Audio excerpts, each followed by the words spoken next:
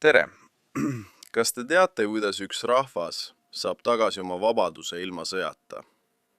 Täna räägime Eesti lähiajaloo kõige põnevamast peatükist, Eesti taasiseseisvumisest. 20. sajandi keskel okupeeris Nõukogude Liit Eesti riigi. Kuid eestlased ei unustanud kunagi oma riiki. Nad hoidsid seda oma südames. 1980. aastate lõpus hakkas Nõukogude võim nõrgenema. Eestlased nägid võimalust. See ei olnud tavaline võitlus, vaid rahumeelne teekond, mida nimetatakse laulvaks revolutsiooniks. Uurime koos, kuidas see kõik juhtus.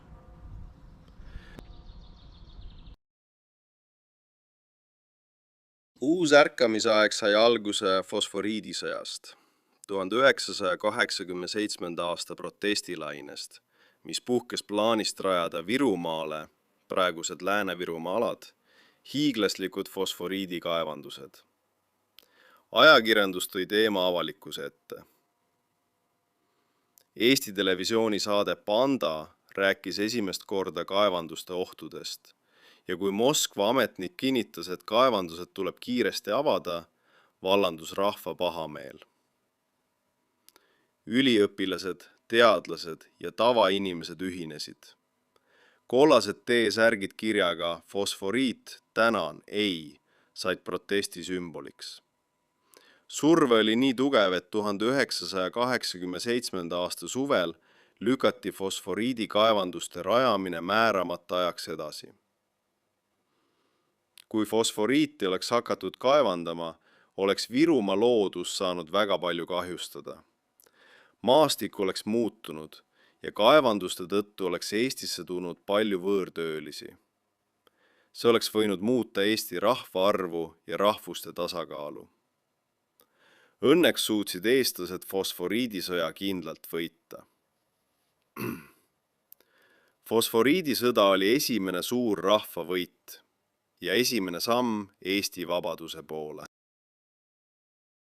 23. augustil 1987 kogunesid inimesed Hirveparki.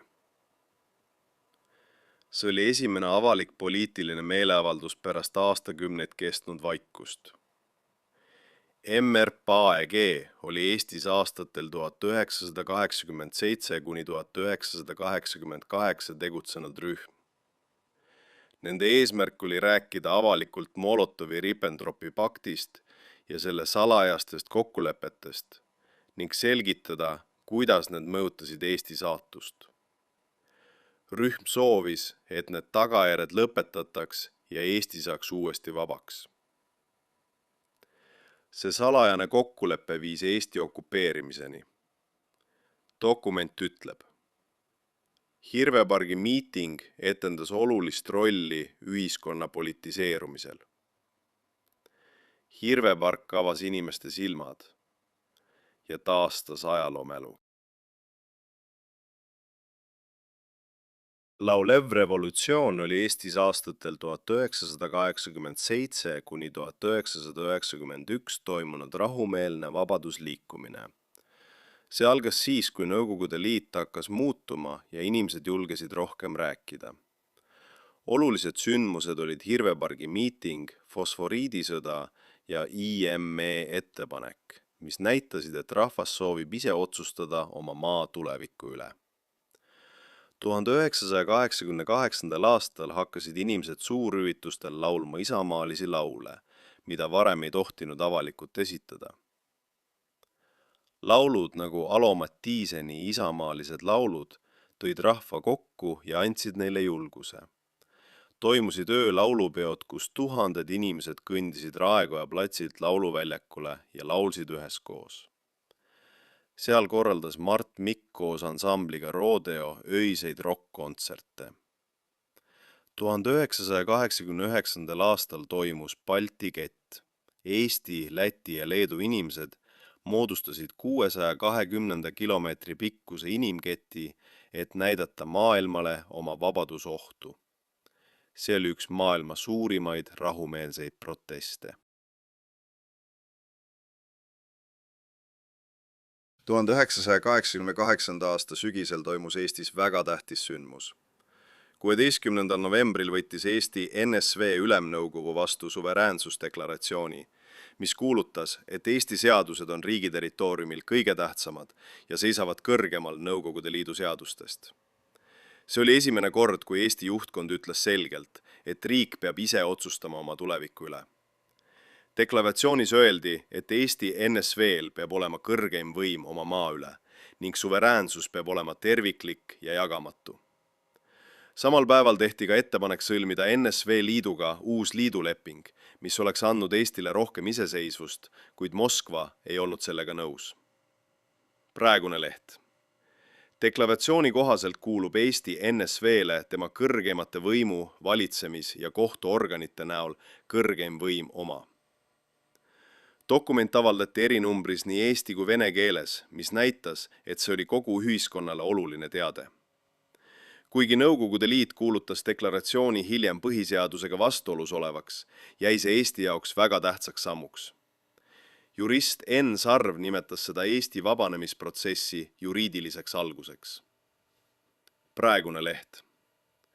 16. novembri 3. dokument, ettepanek NSV Liiduga liidulepingu sõlmimiseks, taandas toimunu aga NSV Liidu siseriiklikku. Täna peetakse 16. novembrit Eesti taassünnipäevaks, sest just siis astus Eesti esimese ametliku sammu täieliku iseseisvuse taastamise poole. 1989 kuni 1990 tekkis Eestis 2 erinevat teed iseseisvuse taastamiseks. Esimene tee oli kodanike komiteede liikumine, mis kutsus üles registreerima kõik Eesti Vabariigi kodanikud ja nende järeltulijad. Nende eesmärk oli taastada 1918. aastal loodud riik juriidilise järjepidevuse alusel. 1990. aastal valiti selleks Eesti Kongress, mis esindas just seda suunda. Teine tee oli Rahvarinne ja Eesti NSV Ülemnõukogu. Nemad soovisid saavutada iseseisvuse samm-sammult, kasutades Nõukogude Liidu seadusi ja poliitilist süsteemi. 1990. aasta märtsis kuulutas Ülemnõukogu välja üleminekuperioodi, mis pidi viima Eesti täieliku iseseisvuseni. Kuigi lähenemised olid erinevad, töötasid mõlemad sama eesmärgi nimel – taastada vaba ja demokraatlik Eesti.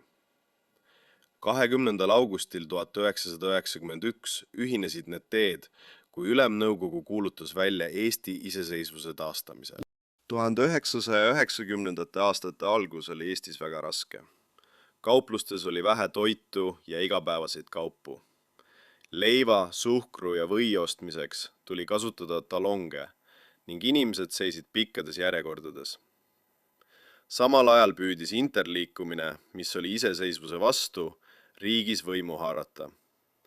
15. mail 1990 ründasid nad Toompea lossi, kuid rahvas tuli kohale ja kaitses valitsust.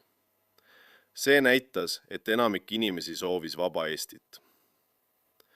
1990. aasta alguses muutus olukord veel pingelisemaks. Vilniuses ja Riias toimusid verised rünnakud, mistõttu ehitati ka Tallinna teletorni ümber barrikaadid. Õnneks suudeti Eestis verevalamist vältida, kuid kõik mõistsid, et Nõukogude Liit võib kasutada jõudu ka siin. Augustis toimus Moskvas riigipöörde katse, mis lõi väga ohtliku olukorra. Tankid liikusid, telefoniliinid katkesid ja keegi ei teadnud, mis saab edasi.